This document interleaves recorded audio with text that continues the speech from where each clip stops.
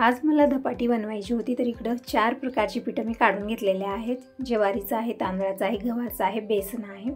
सगळे पिठं चाळून घेतलेले आहेत आणि इकडं यामध्ये टाकण्यासाठी हिरवी मिरची, कोथिंबीर, लसूण, आलं हे सगळं मी चॉपरला चॉप करून घेतलेलं आहे, कारण आता हाताने मी सगळं बारीक चिरत बसेल ना, वेळ भरपूर जाणार होता आणि आज आहे नरक चतुर्थी, तर सगळ्यांचा अभ्यासस्नान झालेला आहे। आता फक्त राहिलेले आहेत बाबा, तर त्यांचाच मी वेट करत आहे, कारण आज खूप जास्त काम आहेत। आज लक्ष्मीपूजन पण आहे, तर सगळीच तयारी मला करायची आहे। तर म्हटलं अगोदर सगळ्यांचं एक वेळचं खाणं पिणं झाल्यानंतरच पुढची कामाला सुरुवात करूया।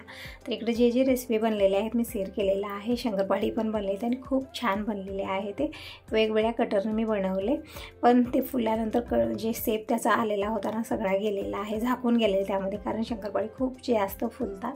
तर दिनेशने शंकरपाळी खायला घेतलेली आहे। परत आता जी रेसिपी बनले जे आवडतात त्याला, म्हणजे सर्वात जास्त दिनेशला बालुशाही खूप आवडतात, तर बालुशाही खायला घेतलेली, शंकरपाळी घेतलेला आहे। आणि मी म्हटलं तोपर्यंत दुधी जे आहे ना, मी साल काढून चिरून दिलेले आहे, म्हणजे मोठे मोठे, आणि चॉपरला चॉप करून देण्यासाठी सांगितलेले आहे, कारण खिसून घेतलं तर खूपच छान आहे, पण आता तितका वेळ नाही आहे, म्हणून म्हटलं चॉपरला छान बारीक करून घेऊ।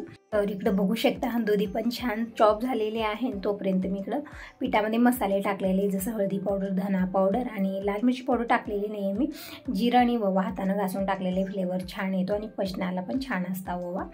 आणि इकडं हे जी दुधी चॉप झालेली ती मी पूर्णपणे टाकलेली आहे आणि 2 चमचे तेल टाकलेलं आहे। यानं धपाटी छान सॉफ्ट बनवून राहतात थंड झाल्यानंतरही। आणि आता टाकूया चवीपुरतं मीठ, आणि तीळ असले तरी तीळ जरूर टाका, यानं धपाटी खूप छान लागतात। पण तीळ संपलेले आहेत आणि जे काळे तीळ आहेत ना, ते खूप सारे डब्बा भरू नये, पण ते टाकायचं मन नव्हतं माझं, कारण एकदम काळपट दिसतं ते आणि मग मुलं खायला नानो करतात, म्हणून मी ते टाकलेलं नाही आहे। तर पांढरे तीळ असले तर अर्धी वाटी जरूर ॲड करा यामध्ये। तरी पीठ पूर्णपणे छान मिक्स करून घेतलेलं आहे आणि आता थोडंसं पाणी टाकून पीठ मळून घेऊया। छान थिक असं पीठ मळून मी झाकून ठेवलेलं आहे, म्हणजे 15-20 मिनिटं रेस्ट घेत राहील, तोपर्यंत मी बाकीची तयारी करून घेते।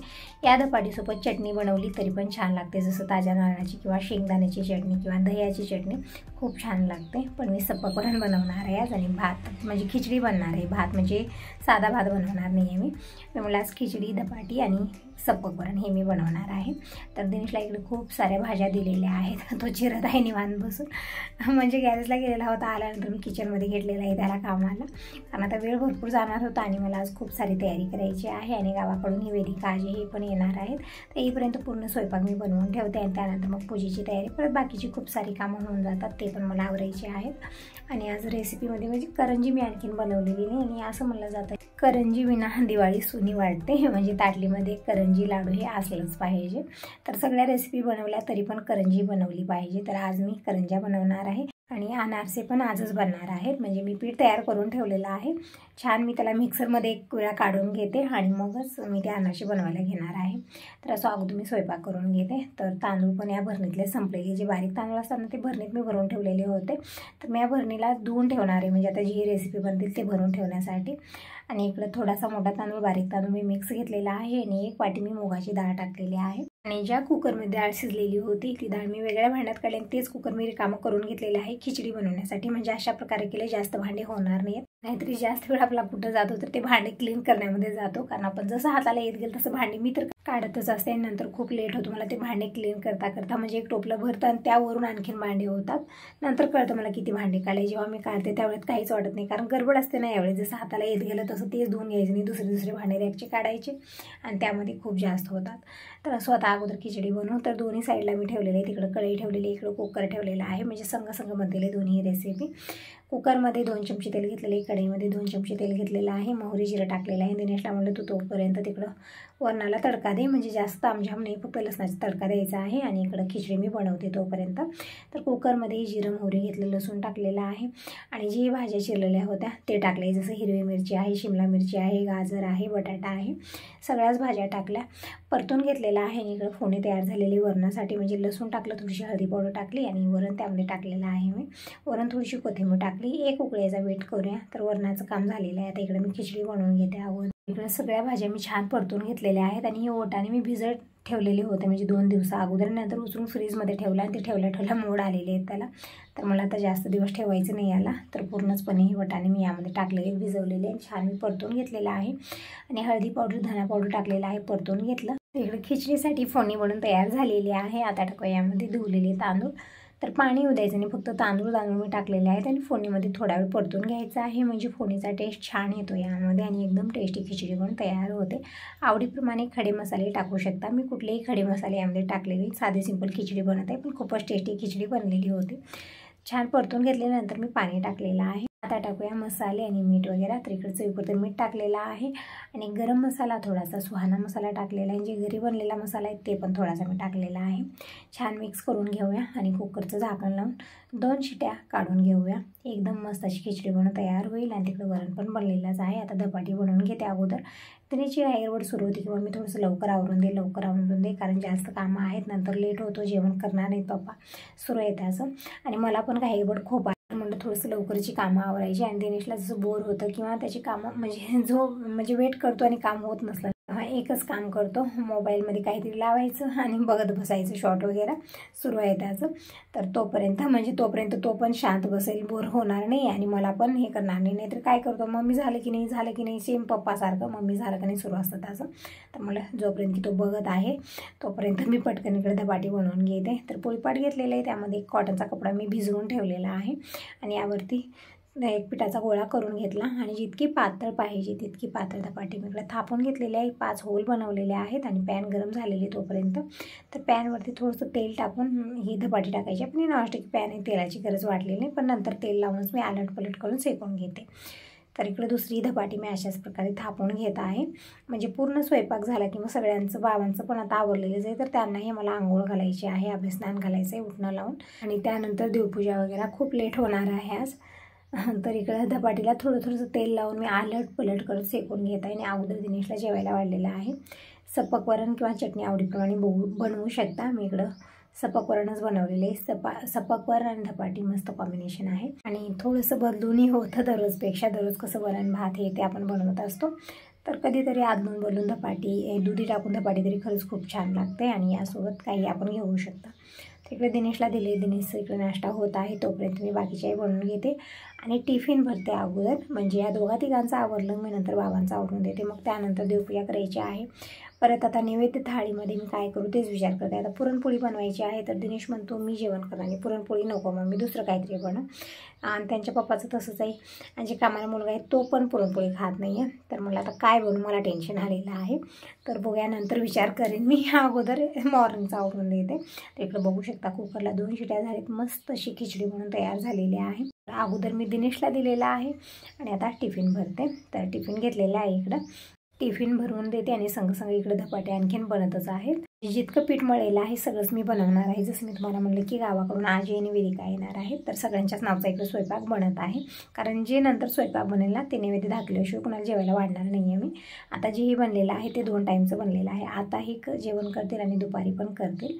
इकडे टिफिन पण भरून दिलेला आहे आणि बाबांनाही आंघोळ घातलेली आहे उठणं लावून आणि आरती करून घेते, दिवे ओवाळते। तर टिळक लावलेला आहे कुंकाचं आणि तांदूळ लावलेले आहेत आणि दिवे जे आहेत ना ते ओवाळून घेत आहे, मी आरती करून घेते। बाबांचं पण आवरलेलं आहे, तर अगोदर बाबांना जेवायला वाढते। यांचं सगळ्यांचं आवरण्यामध्ये मला मॉर्निंगचे 11:30 वाजलेले होते, मग त्यानंतर देवपूजा आणि ही सगळी कामं, बापरे आज खूप लेट झालेला होता आणि त्यामध्ये रेसिपी मला बनवायची होती, अनारसे बनवायचे होते, त्यामध्ये वेळ जास्त लागतो, परत करंजा पण, म्हणजे दोन्ही रेसिपी बनवायला वेळ तितकाच लागतो। तिकडे बाबांना जेवायला वाढलेलं आहे अगोदर।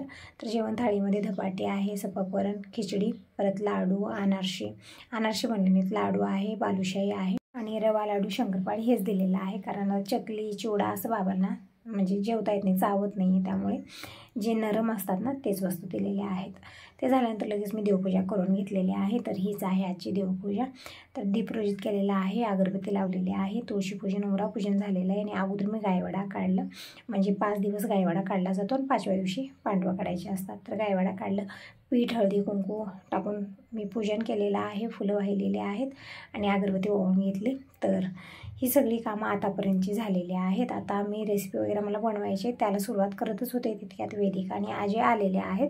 तर अगोदर पाय धुवायला पाणी दिलेले, पिण्यासाठी पाणी दिलेलं आहे आणि आता म्हणलं चहा घेता का, म्हणजे मला चहा प्यायचा होता, कारण डोकं खूप दुखत आहे आणि कामं खूप जास्त आहेत। आता डोकं दुखलं, अंग दुखलं हे सगळं म्हणण्यासाठी वेळ नाही आहे, तितकी जास्त कामं आहेत, आळस काढायला तर अजिबात वेळ नाही आहे। तर अगोदर म्हणलं चहा घ्यायचा आणि फुल एनर्जीसोबत कामं करायची। तर इकडं जे अनारशाचं पीठ आहे ते मी रात्रीच बनवून ठेवलेलं होतं. रात्री 11, 11:30, 12 वाजलेले होते बनवता आणि फक्त मिक्स केलं आणि झाकून ठेवलं. मी काहीच केलेलं नव्हतं त्याला. तर आता एक वेळा मिक्सरला काढूया म्हणजे छान एकजीव होईल. आणि यावेळेस लाईट गेलेली आहे त्यामुळे मी मिक्सर घेऊन बाहेर आलेली आहे आणि मोठं मिक्सरचं भांडं घेतलेलं. यामध्ये हे जे पीठ तयार केलेलं होतं ते घातलेलं आहे आणि मिक्सरला फिरवून घेऊया. जास्त वेळ लागणार नाही, पटकन होईल. छान मिक्स होतं, छान एकजीव होतं. 1-2 गुळाचे खडे असले ते पण विरघळून जातात. तर हे छान मिक्सरला मी फिरवून घेतलेलं आहे आणि एका मोठ्या भांड्यात काढले, परातीत काढलेलं आहे. आणि सगळंच अनारशाचं पीठ मी अशाच प्रकारे मिक्सरला काढून घेते थोडं थोडं करून, कारण लाईट गेलेली आहे त्यामुळे जास्त घेतले नाही, थोडंसं घेतले, 2-2, 3-3 चमचे. आणि मिक्सरला हे मी फिरवून घेतलेले. फक्त मिक्स करायचं, याच्यातलं वाटणं कुठनं काही करायचं नाही, फक्त मिक्स करण्यासाठी मी मिक्सरला फिरवून घेतलं एक वेळा. तर पूर्णपणे झालेलं आहे आणि एकदम कोरडं वाटत आहे ना. तर यामध्ये पाणी टाकायचं नाही आपल्याला. यामध्ये दूध किंवा दुधावरची साय, दही, म्हणजे आंबट असला नाही पाहिजे, छान असं ताजं दही टाकायचं आहे किंवा केळी टाकूनही मिक्स केलं जातं हे. पण मी इकडं फक्त थोडंसं दूध टाकून मी हे पीठ मिक्स करणार आहे. तर इकडं आणून ठेवलेले किचनमध्ये, म्हणजे सगळं बाहेर नेलं उचलून मी सगळं आणखीन परत घेऊन आलं. आणि थोड्या वेळाने लाईट पण आलेली होती, पण असंच लाईटचा वेट केला, लाईट कधीच येत नाही जेव्हा वेट करतो. आणि ज्यावेळेत आपली कामं होतात त्यावेळेत मात्र येते. तसंच होतं जेव्हाही मी काही करते लाईटची कामं, तर असंच होत असतं माझ्यासोबत.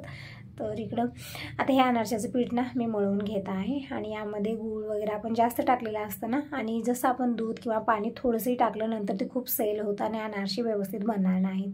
म्हणून कप घेतलेलं आहे आणि अर्ध कप दूध टाकून मी छान मिक्स करून घेतलं, म्हणजे खूप जास्त एकत्रच टाकायचं नाही आपल्याला यामध्ये. नंतर मला आणखीन थोडंसं थिक वाटत होतं हे जास्तच, मग आणखीन मी अर्ध कप दूध घेतलेलं आहे. म्हणजे पूर्णपणे छोटे जे कप असतं ना त्या कपानं 1 कप दूध मी या पिठामध्ये मिक्स केलेलं आहे, म्हणजे टाकून छान मळून घेतलेलं आहे. आणि जोपर्यंत मी अनारशाचं पीठ मळत आहे तोपर्यंत वेदिकाला म्हटलं तू करंज्यासाठी पीठ मळून घे आणि भाकरी करून घेऊया. म्हणजे असं म्हटलं जातं की बिना करंज्याची दिवाळी सोनी आहे. करंजी दुसरी रेसिपी बनवा किंवा न बनवा, पण करंजी बनवली जाते. गावाकडे तरी सुरुवातच करंजीपासून होते. पण मी काय केलं, अगोदर हे ते सगळ्या रेसिपी बनवल्या, करंज्याच बनवल्या नाहीत. विचार केला की याला भरपूर वेळ लागतो, दोघं असले तरी कामं लवकर होतात, हा विचार करून मी मागे टाकलेलं होतं. तर असो आज वेदिकाही आलेली आहे, तर ठीक आहे मला आज दोघी आहोत, करून घेऊया. आणि तसं तर नंतर मला लक्ष्मीपूजनाची सगळी तयारी करायची आहे, पण थोडासा लेट होईल. 5 वाजेपर्यंत मी विचार केलेला होता, पण मी पूजा मांडलेली, पण दिनेश कोणी येणार नाही कारण जास्त काम येत असताना. ते म्हणत होते रात्री लेटच होईल येण्यासाठी. तर मला ते येईपर्यंत निवांत पूजा वगैरे मांडूया, तोपर्यंत रेसिपीही बनवून घेऊ, कारण आता गायत्री योगे सगळेजण येणार आहेत आणि पूर्ण फराळ असला छान वाटतं. तर इकडं तयारी तर मी अगोदरच करून ठेवलेली होती, फक्त करण्याचंच काम होतं. तर मला आता अनारसे बनवायला सुरुवात करूया, जोपर्यंत की वेदिका इकडं स्टफिंग बनवत आहे करंजीसाठी. फक्त खोबरं आणि साखर, जी पिठी साखर असते ती आणि विलायची पावडर टाकून फक्त हेच मी स्टफिंग बनवते. खूप छान करंजी बनते, वेगळं रवा भाजणं वगैरे हे काही करत नाही. तर आता अगोदर मी इकडं अनारसे बनवून घेते. तर एकदम छान असे पीठ बनलेलं आहे अनारशाचं. आणि इकडं अनारसे छान असे जाड मी एक चिपटी बनवून घेतलेली आहे आणि खसखस घेतलेली आहे पेपरावरती, आणि त्या खसखशीमध्ये ठेवून मी थापलेलं आहे छान, म्हणजे खसखस छान बसावी त्याला. आणि इकडं तेल पण गरम झालेलं आहे, एकदम कडक गरम करायचं नाही आहे. तेल छान गरम झालं की गॅस मध्यम करायचा आहे. आणि अनारशीला आलट पलट करायचं नाही आपल्याला, एकाच साईडनं शेकून घ्यायचे आहे. फक्त आपल्याला काय करायचं, झाऱ्यानं तेल त्यावरती टाकायचं आहे, म्हणजे अनारसे छान असे फुलले जातात, म्हणजे एकदम छान आणि परफेक्ट अनारसे बनून तयार होतात. तर इकडे बघू शकता छान सोनेरी कलर येईपर्यंत आपल्याला हे तळून घ्यायचं आहे, छान डार्क होईपर्यंत. तर काय होतं ना, जाड असते ना अनारसा जे असतं ना तो जाड असतो आणि आपण घाई गडबडी ते करायची नाही, तर आतमध्ये पूर्णपणे कच्चं राहतं आणि वरून एकदम काळपट होतं.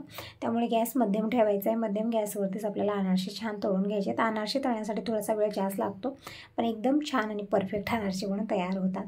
तर सगळेच अनारसे मी बनवून घेते इकडं.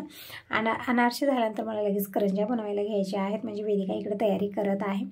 तोपर्यंत अनारसे पण तळून होतील आणि दुपारचं टिफिन द्यायचं आहे यांना. परत जेवण, म्हणजे आजी सगळेजण आलेले दिनेश वगैरे, तर चपात्या पण बनवायचे आहेत. म्हणजे सगळ्यांचं जेवण खाणं झालं की मग त्यानंतर जे आहे ना बाकीच्या रेसिपी बनवून घेते. तर इकडं अनारसं कसं झालं ते चेक म्हणलं खाऊन बघ थोडंसं, म्हणत आहे खूपच छान आणि टेस्टी अनारसा बनलेला आहे. तिकडे अनारसे बनवत दुसरी कामं माझी होत आहेत, कारण अनारसे तळायला थोडासा वेळ जास्त लागतो ना. तर अनारसे तेलात टाकलं आणि मग परत इकडं तिकडं ती बाकीची कामं मी आवरत आहे, कारण हे पण खूप इम्पॉर्टंट आहेत. तर इकडे बघू शकता एकदम मस्त असे अनारसे बनून तयार झालेले आहेत आता करंज्या बनून. तर आता यासोबत या व्हिडिओला इथेच एंड करते. भेटूया नेक्स्ट व्हिडिओमध्ये.